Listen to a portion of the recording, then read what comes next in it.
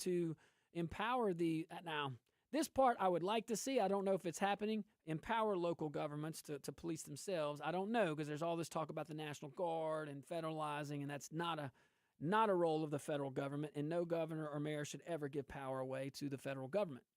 Work with them, yes. We're the same team. Power, heck to the no. But the problem's not solved. It definitely, but some things it doesn't mean also. It also definitely doesn't mean the same people who excused the chaos 2 years ago, y'all can't declare victory now. No. I mean, y'all are the ones that got us there. But hey, I'll tell you something. Here's what does matter to these folks and to everybody else. When enforcement is treated as legitimate, when intimidation isn't tolerated, when public spaces aren't surrendered to activists, stability starts to return. It's slow. It's uneven. I get it. It's definitely imperfect. It's not the best thing to go through. But look what we went through. And that kind of brings us full circle. If you want safer cities, you don't normalize disrupting churches. You don't excuse intimidation. You don't selectively enforce the law. I'm going to meet the mayor where he's at. And you don't treat crime statistics like some kind of partisan trophy. Order comes first. You're running a city. Rights follow. That's just the way it is. Everything else is noise. Without order, you can kiss your rights goodbye. You won't have any rights to celebrate and enjoy. And that's not extreme. That is foundational. The number one job that any executive, mayor, governor, president, number one job, number one priority, keep your people safe. I would say next is infrastructure, economy. But you keep your people safe. All these programs, come on now, but I don't have enough time. I have 5 seconds. And not all programs bad, but Lord, oof. Anywho, stick around, guys. We'll be right back, and I can't wait.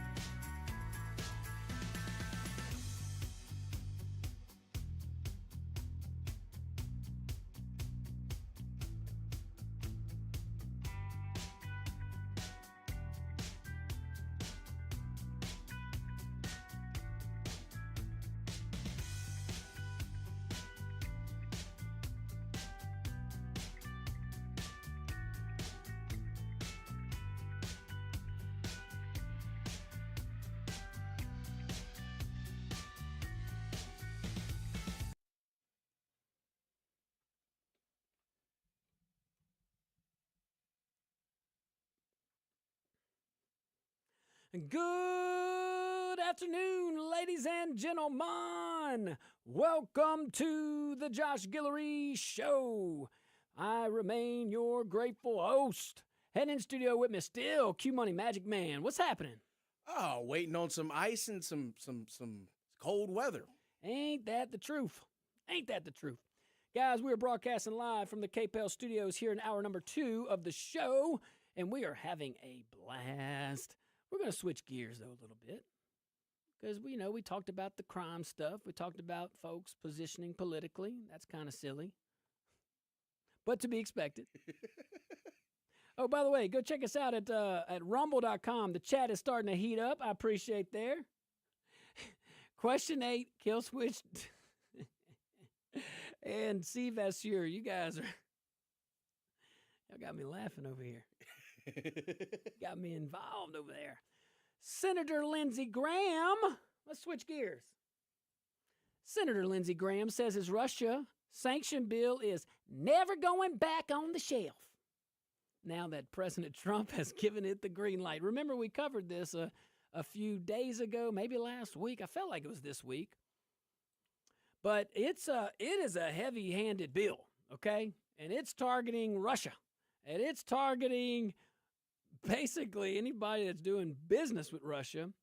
And it's no secret that Senator Graham has been pretty hawkish on this position. Hey. But let's see here, because we know why it changed. President Trump said it's okay, and then, they were like, okay, fine. But that's the headline. But here's what actually matters behind the headline. Let's dive into that, because this bill is not about punishment. We're not punishing. It's about leverage. And I think that's the only reason why the president indicated his support. Because there is a difference in negotiating, specifically in negotiations. Coming in there with punishment, vengeance, which does not belong to humans. Coming in there with leverage, different, just different. And sometimes you do need to lay the hammer down. Sometimes you do need to punish. The proposal would hammer countries that buy Russian energy, oil, gas, uranium, with massive tariffs. So not only is Russia getting hit, now anybody that's going in their energy sector, oil and gas, uranium, whatever, they too will get hit with massive tariffs. Translation: it targets the money that keeps Moscow's war machine running. And now when you think about all the things that are coming along, because, you got to look at China, you got to look at India. Those guys get their energy from Russia. That's where the pressure is. So when you look at everything going on, especially as it relates to the Russia-Ukraine war, to other things, to our own national security, I don't know. The Maduro capture looks different. The capture of the oil vessels look different. The relationship with Cuba looks different. The Venezuela connection between Cuba, the Venezuela connection between Russia and folks that don't like us, starting to kind of come together on some of his policies. And then you throw Greenland in, which I thought was an absolutely silly thing to talk about. I know a lot more about it, but also if you look at it, we occupy the place pretty much. I mean, we got it. So I don't know. I just said all about leverage. I just gave that big long thing about leverage, and there has to be a leverage point with President Trump negotiating, but to come in strong with, we want Greenland, maybe secure some things. But it's starting to make more sense. And looking at it on a globe, and that's why I need my flat earthers to call in. What y'all think about Greenland? I know there's someone out there that thinks the earth is flat, and I ain't mad at you. I actually want to hear from you right now. I do. I am fascinated that some folks believe that. I'm fascinated that you believe that. And fascinating is not an insult. It's curiosity. I'm curious to what makes you think that. But really, what does make you think that? But anywho, back to all this. China, India, that's the two countries that come to mind right off the bat when we're talking about Russia's energy, let's say customers. And Trump understands this better than anyone in Washington, it appears, and it might be because he's not from Washington. Sanctions are not about moral outrage. And I think that's where a lot of the folks on the left are missing it. They're about cost. Cost. You raise the cost high enough, people come to the table. So, little tension. Now, is this caller, all right, caller, I'm going to come to you, but you got to talk about flat Earth. Earth being flat. Go for it. What you got? This guy in the background sounds like Woody Woodpecker. Q, you get 2 shout-outs a day. Oh, anyway. You know what? Wide open. Go ahead. Why not? Renee, what's up? I want to say part of the package with tariff in China is we need to, get this Roy Singham guy in jail. I mean, the big picture, we cry about all the protesters. Don Lemon wouldn't have people to follow in the church if we cut the command and the money. It's ironic. One of the biggest color revolution, well, with Russia's gone, well, the second biggest color revolution, if not the biggest color revolution country itself is in paralysis with color. All right. Hey, we had to let you go. We got to get back on point. So, all right. China, India, all that pressure. And Trump is starting to understand, or it's showing that he understands it. We got to do something different. You keep doing the same thing. I mean, you're going to keep getting the same thing. I think most folks understand that. But you do have some tension here. Trump is also trying to broker peace, and he wants it bad. Probably for self-gain, but I don't care. I ain't mad at you. Go get it. But he's trying to broker peace, and sanctions are a tool. It's not a tantrum.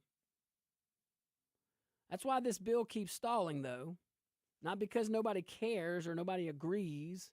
Well, I don't know how much some of them care. But because timing does really matter. And Congress wants action. The White House wants flexibility.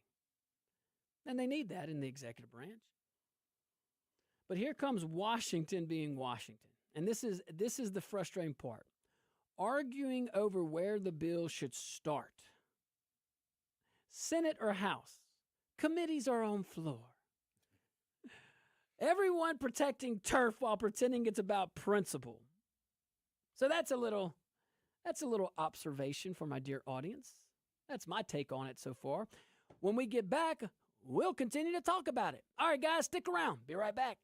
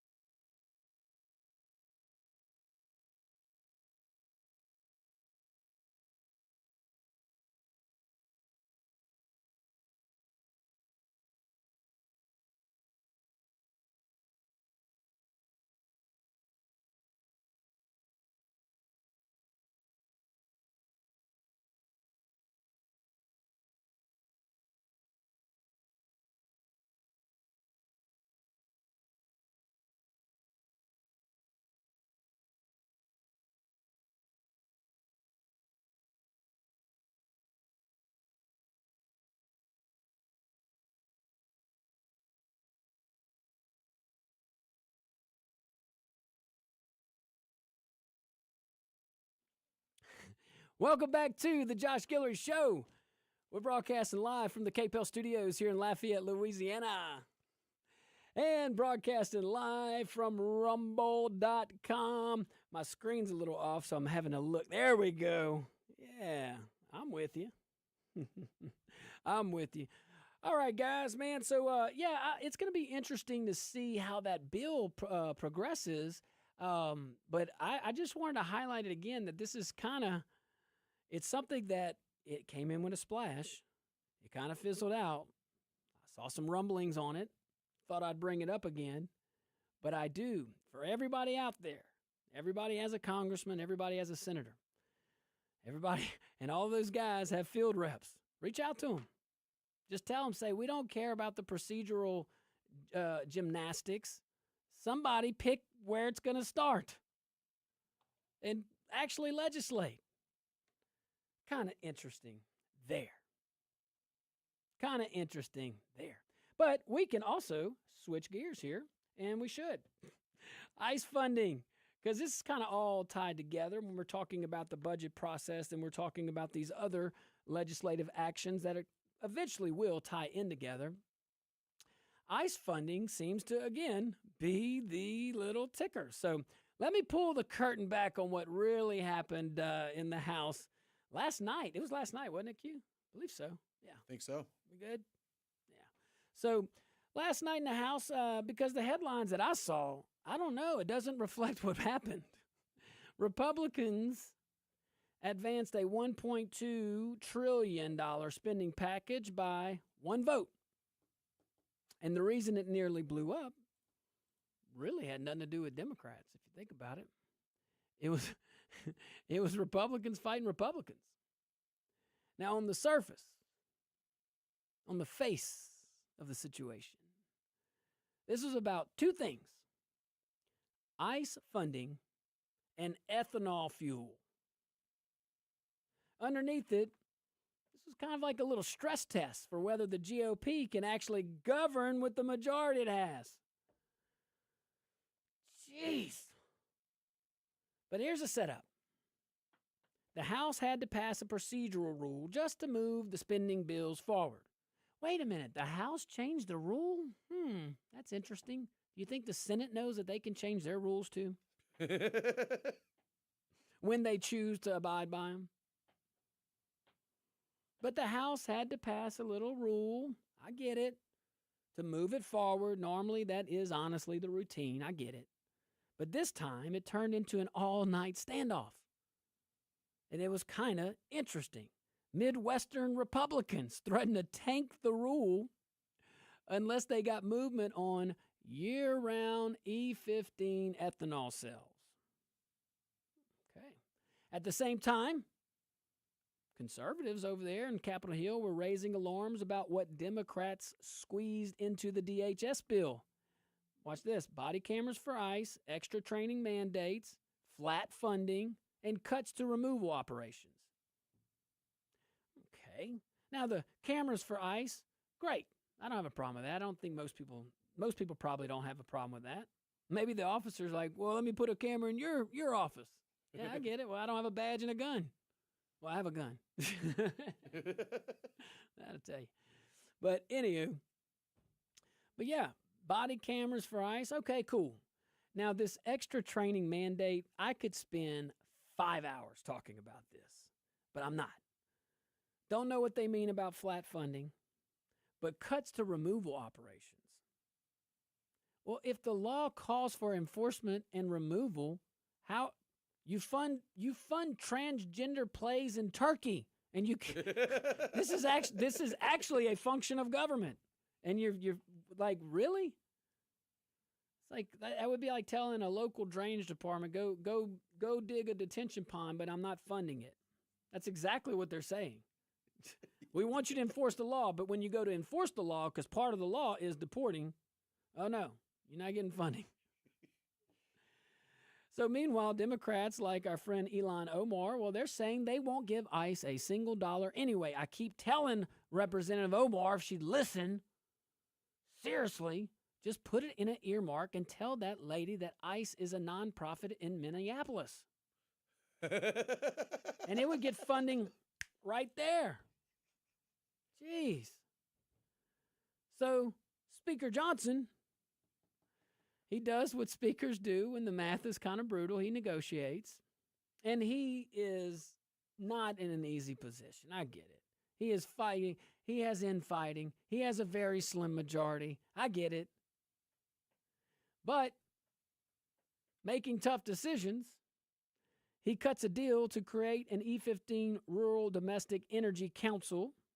Well, I guess we'll have to keep our eye on that, to keep the ethanol crowd from blowing up the vote. Don't know what that means. Who knows? Who knows what that means? That could mean a whole bunch of things. He schedules an emergency rules committee meeting to give them something to point to back home. You know, you got to show the folks that you did something. And he keeps the ICE funding fight alive instead of letting it die in procedural chaos because, unfortunately, that's where it was going. Wasn't pretty. Wasn't clean for sure. But I will say this to the speaker. It is governing. I will give you that. Not something that you probably should have. Man, see, that everybody, so easy for me to say. I get it. But it seems like it would be prudent, possibly, maybe on these types of votes when it comes to like ICE and stuff like that, when you're playing games, that might just be one where you do have a public debate on the floor, genuinely, and call them out. Why do you believe that? Because all I'm reporting on, what we're talking about right now is deals. It's not policy. I mean, it's policy, but it's not. We're talking about ICE funding, yet we're going to put in ethanol. How is that related? So, I mean, you're negotiating like a Democrat. That's what they do. But that's what you've been doing too, so I can't say it's just them. But you don't have to. One bill, one issue. I wish that was a law. One issue, one bill. If you're not going to give us term limits, if you're not going to let the president line item veto silly spending and wasteful spending, at least one issue, one bill. I'd put a page limit, 20 pages. I think you can get every piece of legislation you want in 20. I'm convinced of it, actually, with the exception of some. And I think you could have like a procedural process. Maybe that's where your 60 votes come in. There you go. I'll find a place for it. Go filibuster a rule change. Sillies. That would be fun if they started arguing with that. That would be peak Senator Washington. Booker, he breaks his 24 hours filibuster to argue over a Senate rule. Just as effective. Objectively, yes. I mean, come on now. So, yeah, it's just it's so interesting to see these events unfold, and it's right in front of us. And we ask ourselves after going, because we are going to have a midterm election. I'm hopeful that that my party maintains the majority in both houses. That's not guaranteed. And it is fair for the other side in an election to point to us and say, what have you legislated? Because all I see is executive orders. I see one guy doing something, and I see a whole bunch of other people talking. And when you are talking, you're not even unified. Argue that nonsense all in behind the scenes. Don't splinter a party that is already in a slim majority. How is that responsible? You're needlessly dividing your own party. And I say needlessly because this has nothing to do with ICE. You're acting like a Washingtonian bureaucrat. That's worse than an earmark. Well, this is an earmark. I just don't get it. And the folks don't get it either. But you know what? All the folks that do get it, call on in. Next segment, 232-1542, 844-766-6607. We're going to take a tiny little break. That chat on Rumble is heating up. I appreciate it.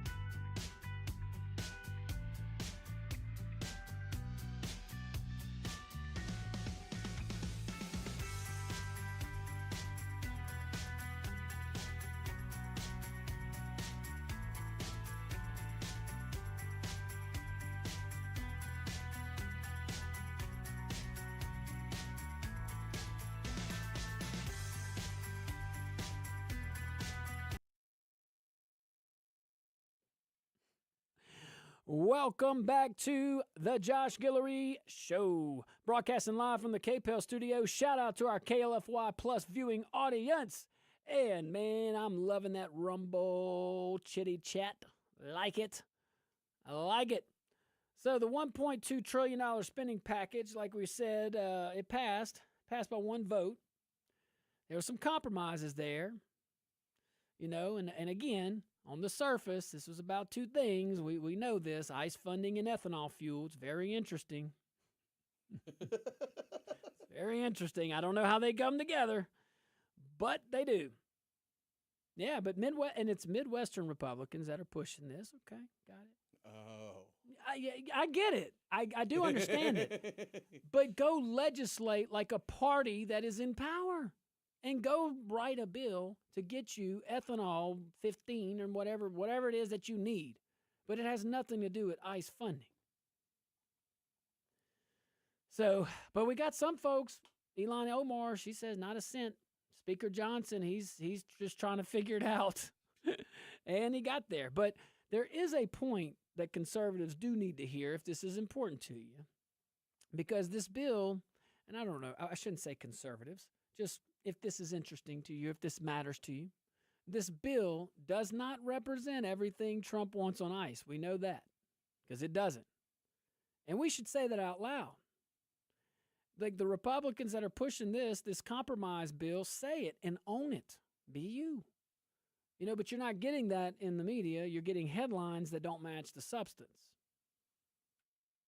And all of this also doesn't surrender enforcement the way Democrats want. And that should be, you know, I guess celebrated. But this was about keeping ICE funded at all. I mean, I was pretty interested. One vote.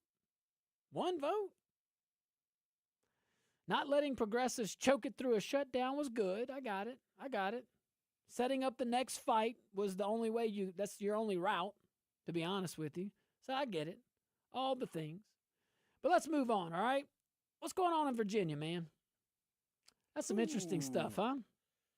All right, so let's talk about something that hits a little closer to home for families. Virginia Democrats retook the legislature and the governor's mansion, and on day one, by the way, they showed exactly what their priority is. Not test scores or literacy, I will tell you that, and math and all the things you would think. Well, you know, when it comes to this kind of stuff. They introduced a bill to lock DEI ideology into classroom law. Racism. We're going to codify racism. We're going to teach these white kids how wrong they are when they were born with that pigment color of skin. Feel evil just by being white. HB 614 over there in Virginia, if you want to look it up, it would require history and social science classes to explicitly center what lawmakers call, quote, historically marginalized communities, including an open-ended category that lets the Board of Education add any group it deems appropriate because they know. Because they know. The bill doesn't tell parents that what will be taught. That's important. It tells bureaucrats they get to decide later. It mandates curriculum updates by, oh, look at this. It mandates all of its curriculum across the board to be updated by 2027. It requires teachers to be equipped for a rotating calendar of identity-based observances. Huh? I can't make it up. That's what this bill says. So one of their first orders of business, that's what we're going to do. But you should not be surprised. The Democrat Party has always been the party of slavery and of racism. So why are we shocked? And they're not dumb. And they got half of America believing that they're righteous for doing this. And they can't see that, oh, we're treating people differently based purely on their skin color. That's racism. That is, by definition. I mean, you can do whatever you want. I mean, I'm just saying it is racism. We should call it what it is, and I think there's a lot of laws on that now that says you can't do that, not supposed to. Good for me, not for thee. But none of this about teaching history or anything. This is just another example about controlling the lens through which history is taught. And it's controlling the lens through which history is taught to our most vulnerable, our future. Conservatives already know how this plays out. Americans already know. Right now, we're still seeing people pushing ideology to become the framework.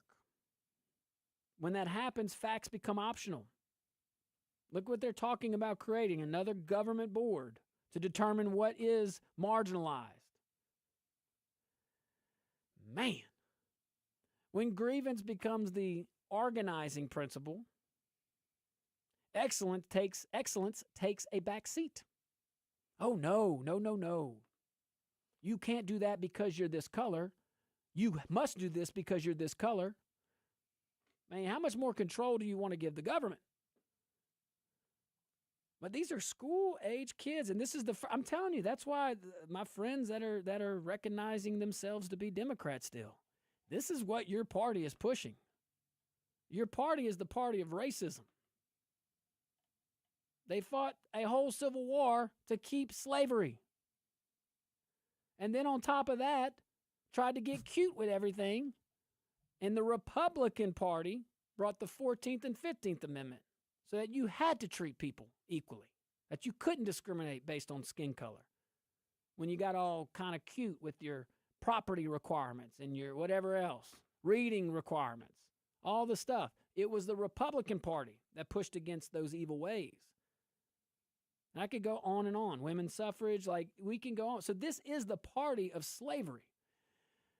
Different slaves, same slave master. It only knows how to divide. It only knows how to control. There's no substance here. It can't tell you what they're going to teach. It can only tell you what they're not going to allow or what they're going to indoctrinate. But we know what's about to happen to our friends in Virginia if this goes through, and it will be a slow bleed, and hopefully they change course before this happens, but I can't see how this doesn't lead to reading proficiencies dropping or math scores falling. And I'm not saying it's going to be dramatic, and Lord knows, I'm a product of Louisiana public schools, and who the heck am I to talk? I think we were 50th when I went in, when I was there. 49th or 50th for sure. I don't remember. We're not anymore? Well, no, you asked Baton Rouge, and we're like in the 20s and 30s, man. I'm just telling you what they report. I don't know. I don't know how to measure any of that stuff anymore. You know, I have one more that I got to kick out to college. That's the one that's my duty. And so far, it's all right. So far. We'll see. More time to come, I guess. Hey, guys, we'll take a tiny little break when we come back. It's going to be a surprise. I'm going to tell my Rumble people what we're going to talk about. Stick around, guys. We'll be right back.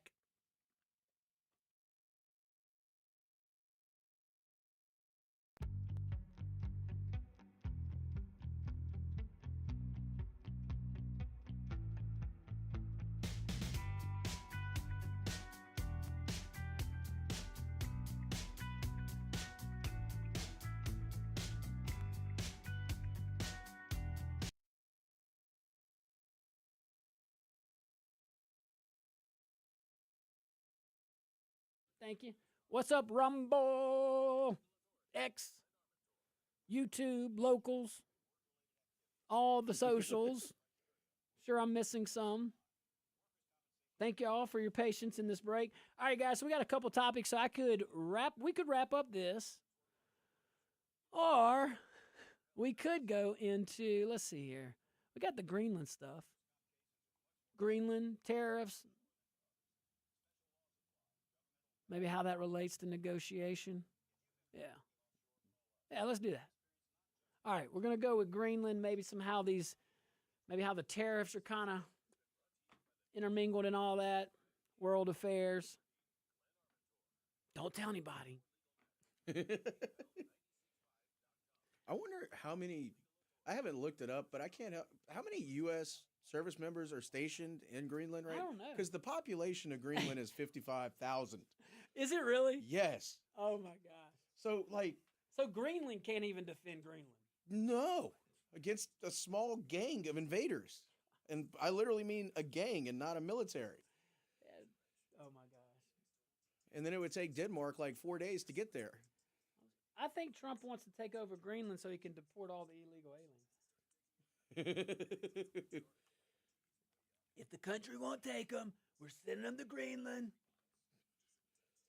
And he was on the border during the campaign, and there were some people on the other side, and they were like, Trump, Trump. And even Trump's laughing. He's like, even the illegals love Trump.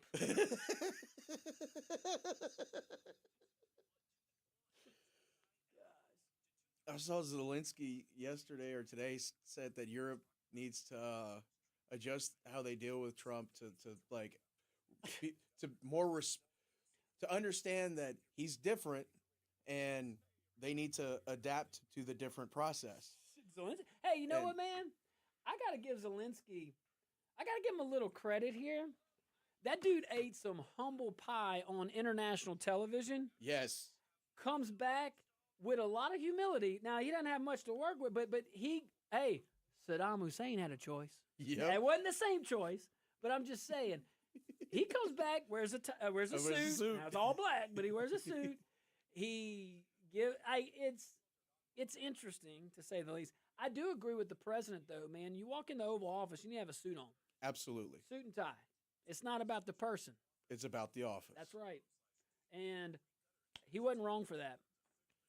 No, I mean, I get on Trump on some stuff for the ticky-tacky stuff, maybe how he talks to folks a little bit, but he ain't wrong on, you got to respect the office. Because if he doesn't respect it, if the occupant, I say this across the board to anybody from council to whatever, if you don't respect the office that you are blessed, that you are privileged to hold, no one else will either. I agree.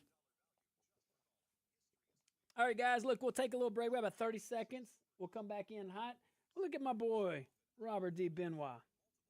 I can't see that emoji, though. I don't know what the emoji is. It looks like a potato. Yes. Smiling.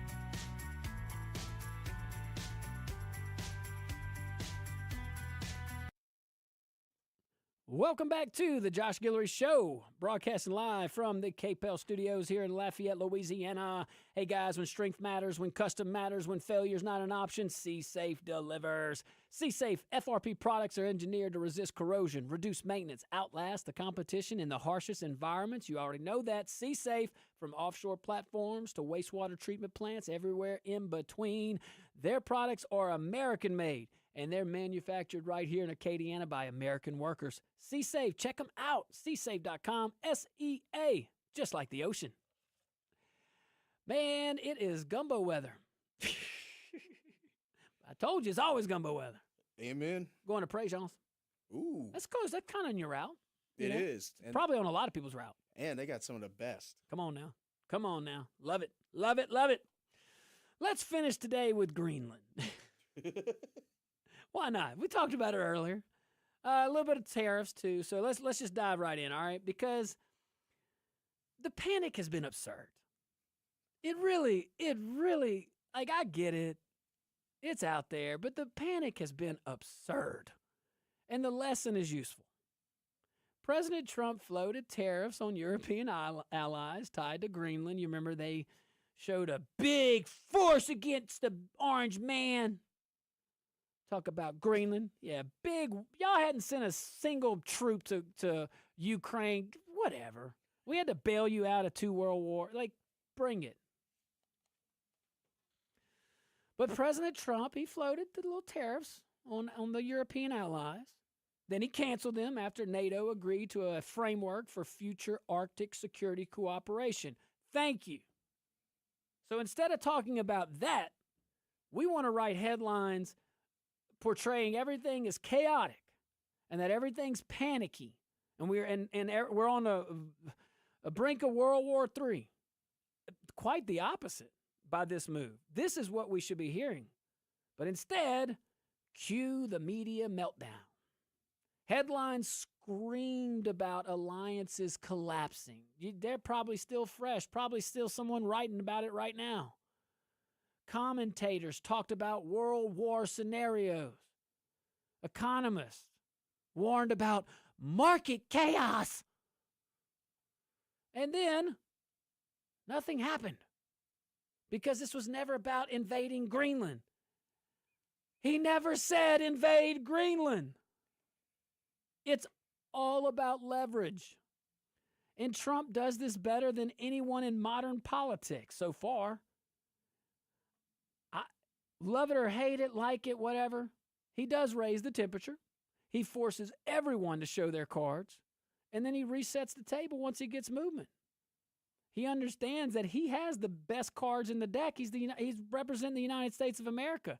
So when we go flying high like an eagle above everybody else, yeah, they have to show their hand. And that comes with an awesome responsibility, and that's why he's the leader of the free world.